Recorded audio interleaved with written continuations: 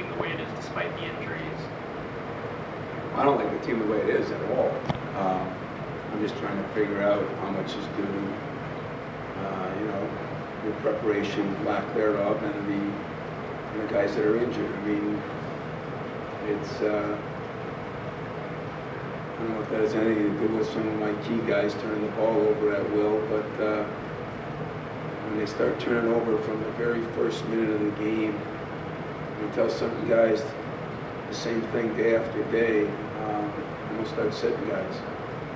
And very disappointing. So don't overwrite anybody and don't over-applaud anybody, because I got some guys now that must be reading their press clippings because our guards are not playing very well other than Keith, and it's just the way it is.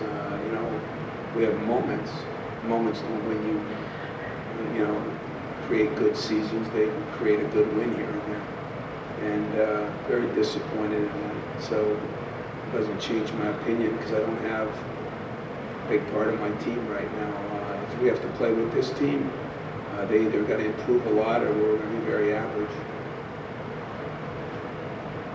Coach, after doing a decent job taking care of the ball in the first half, 14 turnovers in the second half, what do you think was the biggest culprit for that, and how big of an impact do you think that had in allowing we them did to a hang around? decent job. Well, we did a decent job the first half. We turned the ball over the first play of the game. We throw a hook pass into the post that borderline's ridiculous, especially after what we've talked about and what we've gone through. So I don't want you to think I'm not coaching it. So you see guys being pulled out, there's going to be a reason. But did a better job the first half. I thought the only turnovers that were valid were the last 3-4 minutes, and I think fatigue played a little bit in that. When I see Keith doing it, or people going around Keith, as we say, some people say, well, you can play 40 minutes. It's hard to play 40 minutes. It just depends what pace you play. I want to walk it up. You can play 40 minutes, give them a rest on offense. You play 40 minutes. But, those turnovers, give them a lot of credit. I thought they played harder than we played, and that's disappointing. But those turnovers, I'd say 15 of the 20 were, I can't give anybody credit for some of those. Right now, you guys have played a bunch of close games early here. Are you guys winning these close games on resolve or talent?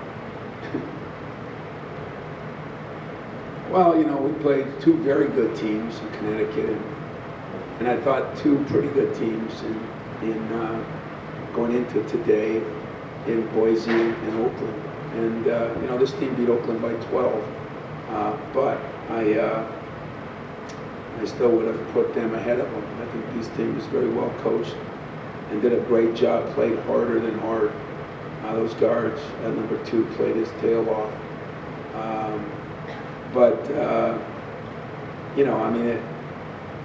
It's hard for me to make an excuse for my team, even though I know we're tired.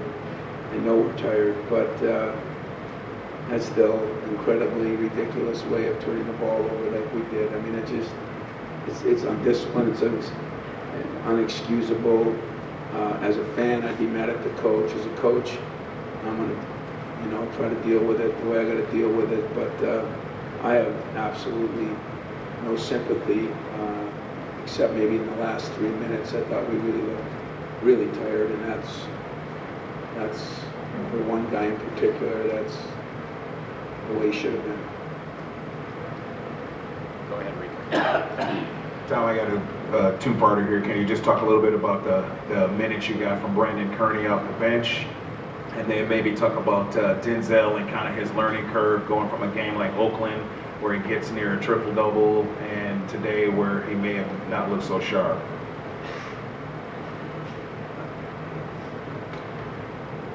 I wish I had your diplomacy and politeness. Incredible. I think Kearney, when he plays within himself, when he hits an open shot, when the ball's kicked out to him, he's a very good defensive player. And yet, when he tries to do too much, I mean, 4 of those turnovers were his, and there could have been a couple more. And that's the only problem I had, but I thought we got a lot out of Brandon Kearney. He was one of the bright spots of the day. And Denzel, I think he's going to be a great player someday if, and it's a big 2-letter word, if he quits playing the game like the ball doesn't matter. I mean, it's just been a problem with turnovers the whole year, and he's a very gifted and skilled guy, and I've been amazed that he hasn't, when you make the same mistake 2 times and then 3 and then 4, you know, I think any coach is going to question that. And so I guess in being hard on him, I'm disappointed that we could talk about something to go out and do the same thing, a left-handed cross-court pass. You know, it's just, it's ridiculous. And he's way too good for that, way too good for that. So somewhere there's a backhanded compliment in there, but he's got to learn that at this level, you can't do these things and win games. And so I think he'll grow, but he's gonna, the process has to pick up, especially with the players we've got right now. So we just have no, you know, he's tired. We're trying to get him a rest, and you know, they went small, so we were trying to go with Dawson at the 4. Sometimes they went with 5 guards, and we had to really adjust there. And where our depth is right now is in the inside, not in the guards. Costello played very well. Couldn't get him back in there because of the rotation they had, and that makes it difficult right now. Our guards are having to play a lot of minutes, and some of them aren't playing very well, and we got